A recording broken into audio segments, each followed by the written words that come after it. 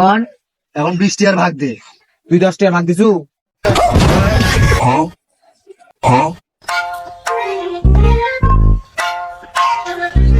ভাই এত টাকা আর আছে না? হ্যাঁ তুমি কেঙ্গারে জানলে?